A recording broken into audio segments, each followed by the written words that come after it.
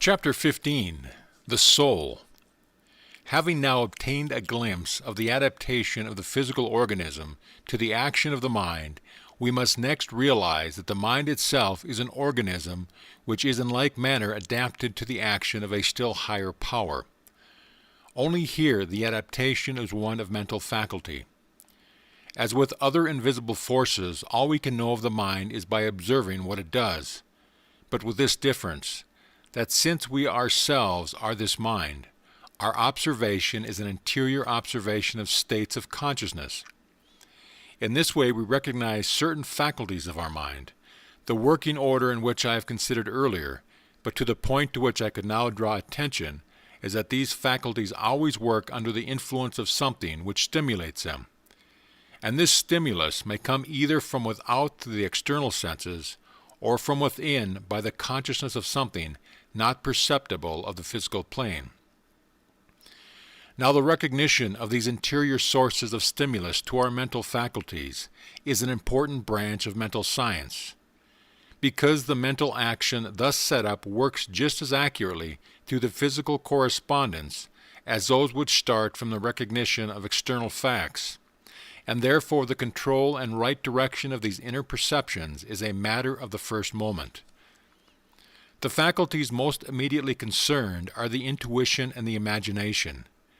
But it is at first difficult to see how the intuition, which is entirely spontaneous, can be brought under the control of the will.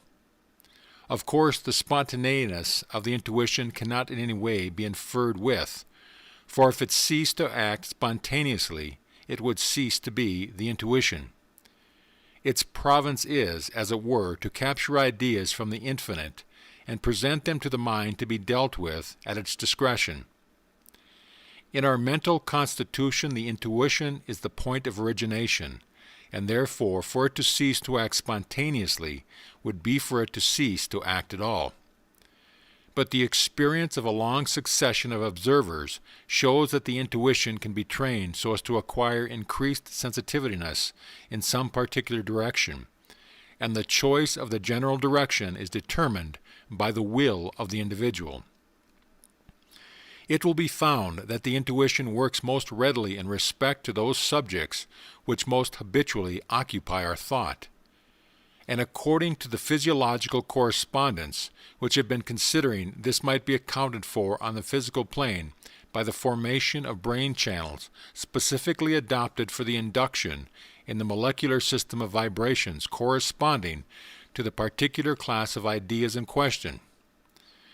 But of course we must remember that the ideas themselves are not caused by the molecular changes, but on the contrary are the cause of them. It is in this translation of thought action into physical action that we are brought face to face with the eternal mystery of the descent of spirit into matter, and that though we may trace matter through successive degrees of refinement till it becomes what, in comparison with those denser modes that we are most familiar, we might call a spiritual substance, yet at the end of it is not the intelligent thinking principle itself. The criterion is in the word vibrations. However delicately etheric the substance, its movement commences by the vibration of its particles, and a vibration is a wave having a certain length, amplitude, and period, that is to say, something which can exist only in terms of space and time. And as soon as we are dealing with anything capable of the conception of measurement, we may be quite certain that we are not dealing with spirit, but only with one of its vehicles. Therefore, although we may push our analysis of matter further and even further back, and on this line there is a great deal of knowledge to be gained, we shall find that the point at which spiritual power or thought force is translated into etheric or atomic vibration will always elude us. Therefore, we must not attribute the origination of ideas to molecular displacement in the brain, though, by the reaction of the physical upon the mental which I have spoken of above, the formation of thought channels in the gray matter of the brain may tend to facilitate the reception of certain ideas. Some people are actually conscious of the action of the upper portion of the brain during the influx of an intuition. the sensation being that of a sort of expansion in the brain area, which might be compared to the opening of a valve or door. But all attempts to induce the inflow of intuitive ideas by the physiological expedient of trying to open this valve by the exercise of the will should be discouraged as likely to prove injurious to the brain. I believe some Oriental systems advocate this method, but we may well trust the mind to regulate the action of its physical channels in a manner suitable to its own requirement, instead of trying to manipulate the mind by the unnatural forcing of its mechanical instrument. In all our studies on these lines, we must remember that development is always by perfectly natural growth, and is not brought about by unduly straining any portion of the system. The fact, however, remains that the intuition works most freely in that direction in which we most habitually concentrate our thought.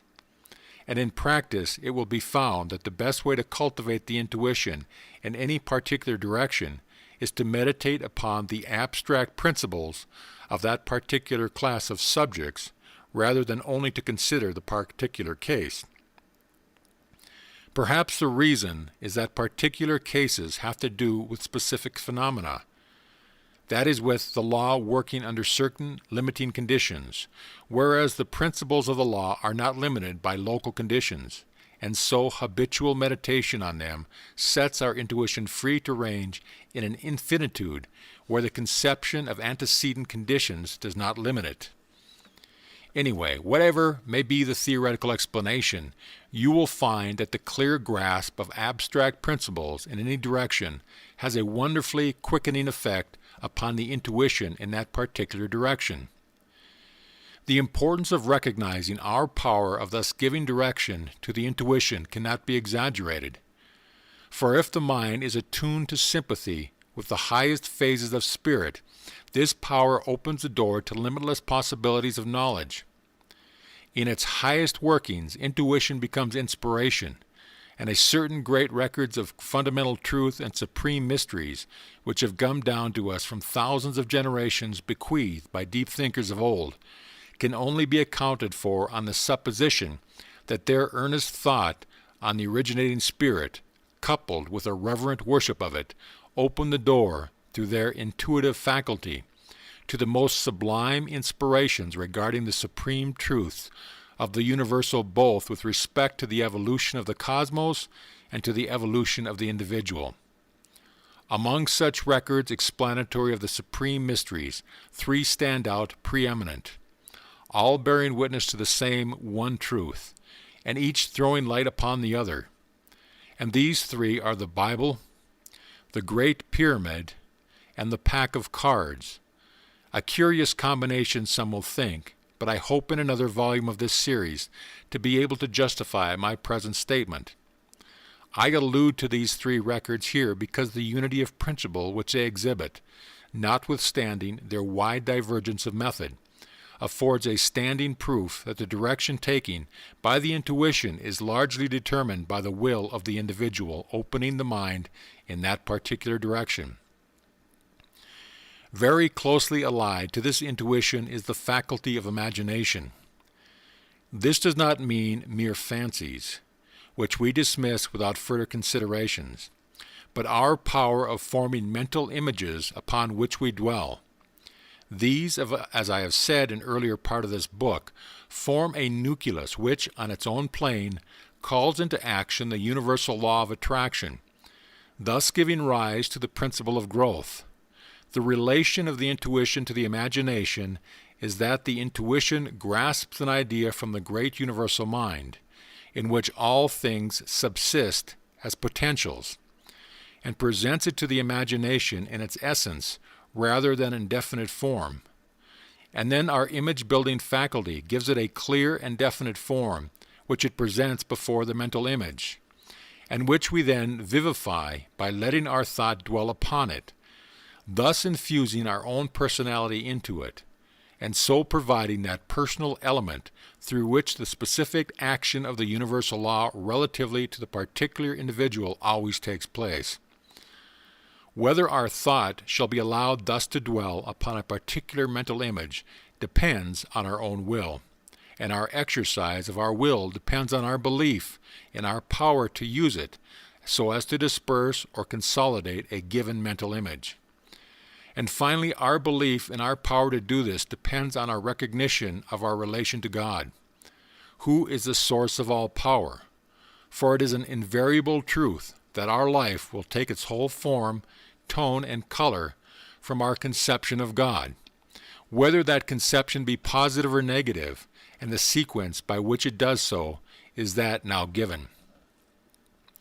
In this way, then, our intuition is related to our imagination, and this relation has its physiological correspondence in the circulus of molecular vibrations I have described above, which, having its commencement in the higher or ideal portion of the brain, flows through the voluntary nervous system, the physical channel of objective mind, returning through the sympathetic system, the physical channel of subjective mind, thus completing the circuit and being then restored to the frontal brain, where it is consciously modeled into a clear-cut form suited to a specific purpose.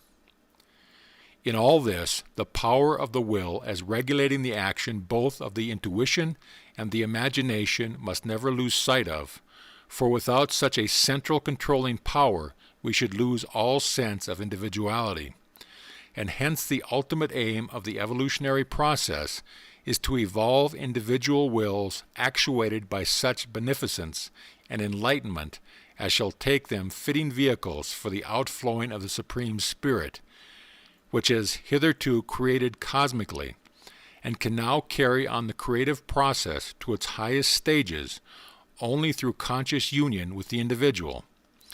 For this is the only possible solution of the great problem: how can the universal mind act in all its fullness upon the plane of the individual in particular? This is the ultimate of evolution, and the successful evolution of the individual depends on his recognizing this ultimate and working towards it. And therefore this should be the great end of our studies. This is a correspondence in the continuation of the body to the faculties of the soul, and there is a similar correspondence in the faculties of the soul to the power of the all-originating Spirit. And as in all other adaptations of specific vehicles, so also here. We can never correctly understand the nature of the vehicle and use it rightly until we realize the nature of the power for the working of which is specifically adapted. Let us then, in conclusion, briefly consider the nature of that power. End of chapter.